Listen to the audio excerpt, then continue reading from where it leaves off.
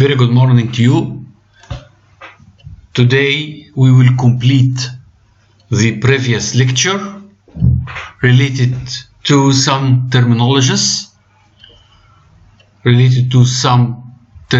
some terms in financial evaluation.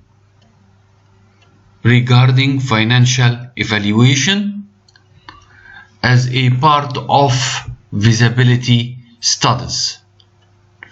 The first terminology, the first term, pre-production capital expenditures.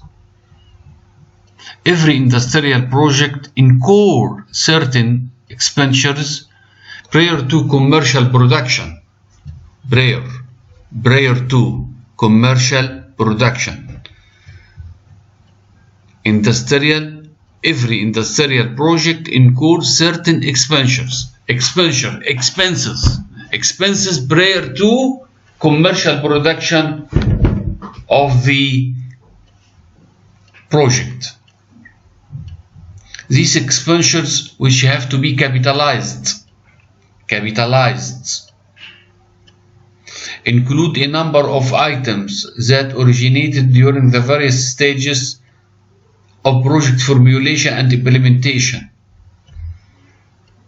Include a number of items that originated during various stages of project formulation and implementation. They are briefly outlined below. Preliminary and the capital issue expenditure. The first item of pre-production capital expenditures is preliminary and the capital issue expenditures. These include expenditures incurred during the registration and formation of the company. Expenses related to registration and formation of the company, including legal fee for preparation of the memorandum and similar document.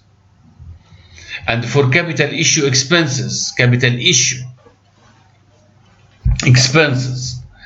the capital issue expenditures include the preparation and the issue of prospectus, advertising, commission, and brokerage. Capital issue expenditures include the preparation and the issue of prospectus, advertising, commission, and brokerage. So, preliminary capital issue expenditures include expenses related to registration and formation of the company, as well as the capital issue expenditures include the preparation and the issue of prospectus, advertising, commission, and brokerage.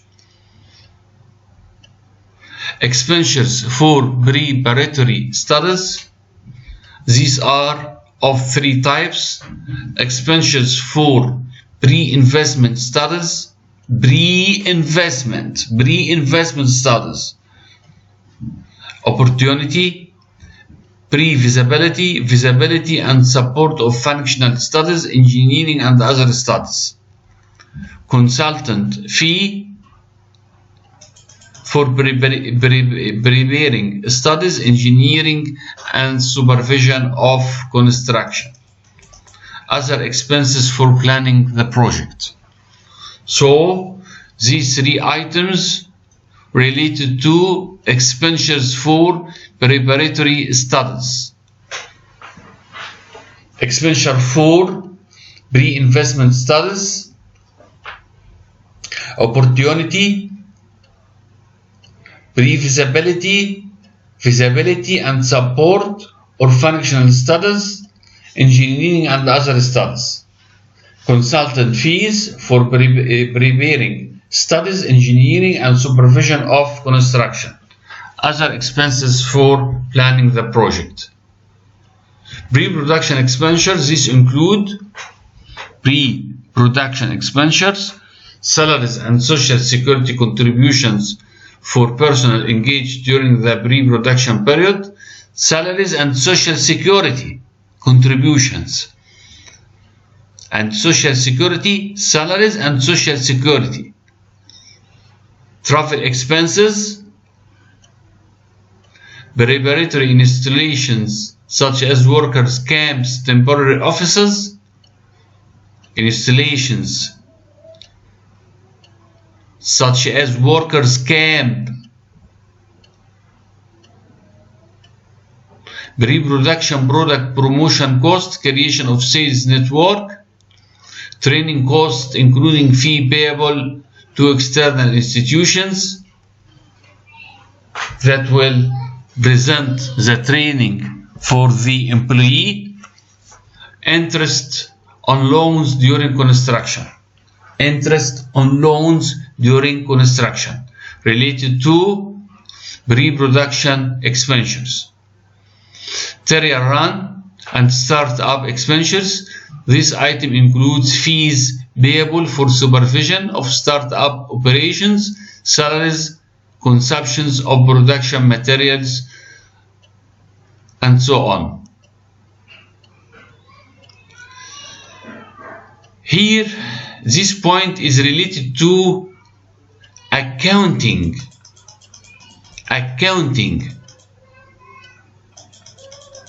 for pre-production capital cost. In allocating pre-production capital cost, one of two practices is followed.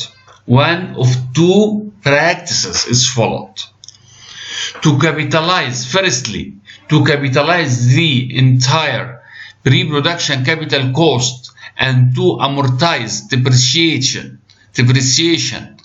them over a period of time that should be briefer than the equipment depreciation period. This is the first practice. The first practice is to capitalize the entire pre-production capital.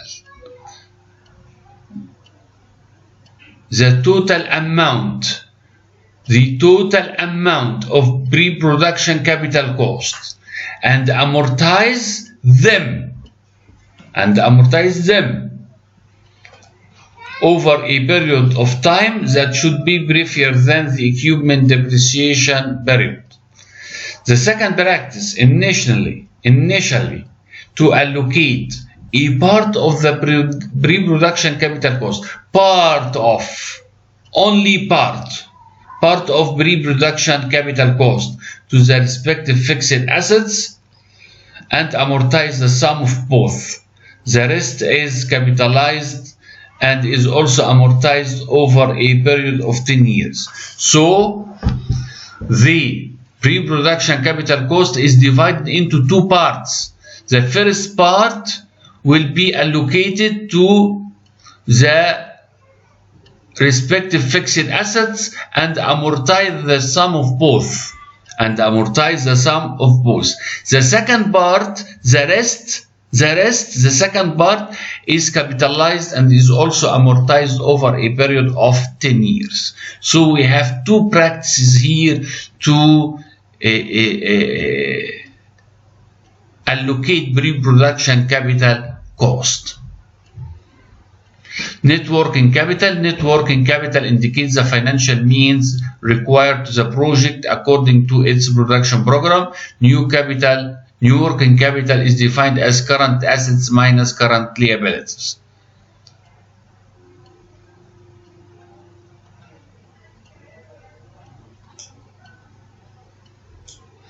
Current assets comprise receivables, inventory, whether raw materials, work in progress, or finished goods, finished products, and cash. Current liabilities consist of accounts payable, creditors, and are free of interest. Calculation of working capital equal current assets less current liabilities, the first equation. The second equation, working capital equal permanent capital less fixed capital. Permanent capital include equity and reserve and long-term liabilities, less fixed capital, pre-production capital cost, adding fixed investment. Required financial statements to estimate the financial requirements of a new or expanding enterprise, either a projected balance sheet or a cash flow forecast is used in addition to the net income statement. So when we need to calculate financial requirements, to estimate the financial requirements of a new or expanding enterprise, either predicted balance sheet or a cash flow forecast is used in addition to the net income statement. The balance sheet method of determining future needs of funds is built around a forecast of the size of key balance sheet items at a selected future date. The data selected is an important factor and should be at a time of normal operation.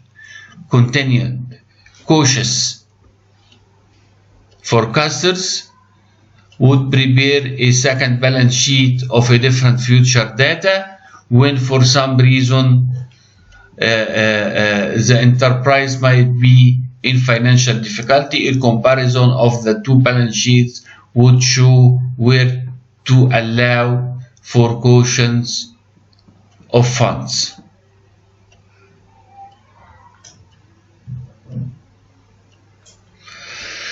The cash flow method is in any ways a but is in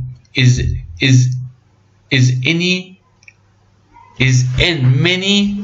The cash flow method is in many ways a budgeting method and is more comprehensive than the balance sheet method as a way of forecasting the amount and timing of funds needed. The theory of the cash flow forecast is based on the anticipated receipt of cash at a certain time and the predicted outflow of cash at other times. As the cash flow statement deals only with cash transactions, non-cash items such as depreciation will not appear on. So depreciation is a non-cash item. Depreciation. So it will not appear on the cash flow statement. The present manual focuses on the cash flow method. Therefore, the required financial statements are ordered in the following sequence: cash flow table, net income statement, and projected balance sheet. Cash flow table. For financial planning, it's necessary to prepare cash flow table showing the inflow and outflow, cash inflow and cash outflow of finance. Such a cash flow table is important in the investment phase of the project, when it should be drawn up at least once a month. At the pre-investment stage, however, an annual cash flow table is usually sufficient. So, in financial planning, we need to have cash flow table. Cash flow table show the cash inflow and the cash outflow. It's necessary to prepare a cash flow table showing the inflow and outflow of finance. Such a cash flow table is important in the investment phase, investment stage. Is important in the investment stage of the project, when it should be drawn up at least once a month.